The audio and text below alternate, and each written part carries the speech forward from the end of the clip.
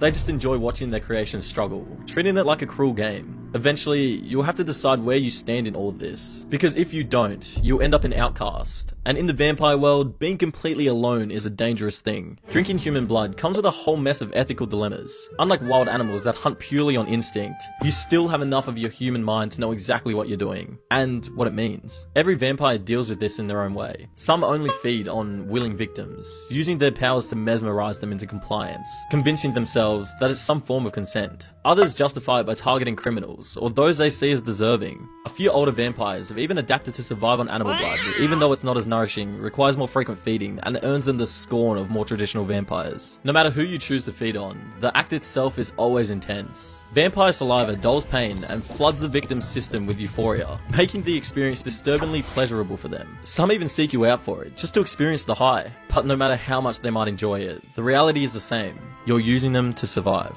Modern technology only complicates things. Blood banks might seem like an easy solution, but hospital security systems make it risky, and the preservatives used in stored blood make it less satisfying. Plus, if supplies start disappearing, people notice. And in vampire society, getting caught isn't just a personal problem, it's a death sentence. If humans ever found out about the undead, it wouldn't end well for either side. So, when it comes to feeding, the unspoken rule is simple. Stay hidden, or don't stay at all. The modern world makes staying hidden harder than ever. Security cameras, facial recognition, and digital records means you can't just slip through the cracks like vampires used to. You don't show up on video, which sounds useful, until someone notices the empty space where your face should be. Simple things like opening a bank account or renting an apartment become nearly impossible without someone to handle it for you. That's where familiars come in. These human servants act as your link to the modern world, handling the paperwork and blending in where you can't. But loyalty doesn't come free. Most familiars are bond to their vampire masters through blood, a small taste every now and then, keeping them hooked and obedient. The catch? They are still human. They age, they die, and every time you bring in a new one, you take a risk that they'll betray you. Then there's money, essential for staying comfortable and, more importantly, staying unnoticed. Older vampires have it easy.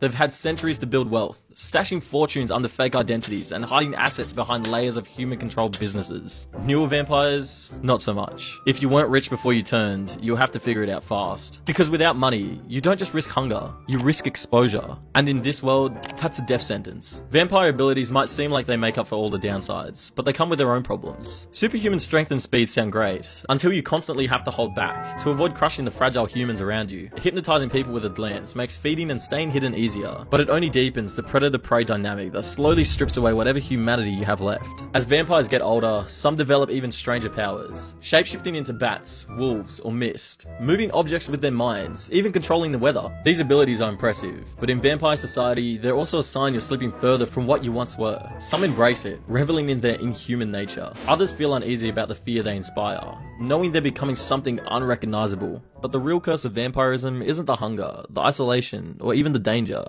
It's the emptiness. Humans live with a deadline, which gives their lives urgency, meaning a reason to chase dreams and leave something behind. You don't have that. There's no rush, no real stakes. You can master skills, create art, hoard wealth, and build relationships. But when you have forever, what does any of it really matter? The centuries stretch ahead, endless and unchanging, and at some point, you have to ask yourself, what's the point? Eventually, even the oldest vampires reach a breaking point. Some decide they've had enough, choosing to end it by stepping into the sun or picking a fight with a vampire hunter they know they won't win. Immortality, for all its promises, often turns out to be more of a curse than a gift. Others don't end things outright, but slip into deep sleep instead, shutting themselves away for decades or even centuries. They only wake when something forces them to, whether it's danger, necessity, or just a fleeting moment of curiosity about how the world has changed. A rare few manage to find purpose in the endless stretch of time. Some dedicate themselves to preserving knowledge, some manipulate human affairs from the shadows, and others obsess over unraveling the mysteries of their own existence. But even they aren't immune to the weight of eternity. No matter how much purpose they find, there are always stretches of time, years, sometimes centuries, where the emptiness takes hold, and they're left wondering if anything they do really matters. You'll have to face the same choice as every vampire before you. If you haven't been hunted down or killed by then, you'll hit what some call the ennui, that creeping, inevitable point where immortality starts to feel unbearably empty. This existential period is the defining moment that separates the adult vampires from the elderly vampires. Some vampires try to fill the void by surrounding themselves with younger vampires and loyal familiars, building their own little empire of the undead, while others search for a cure to vampirism itself. But in the end, vampire society is so closed off, so detached, that you can do whatever you want, but you know that one way or another, it won't make much of a difference.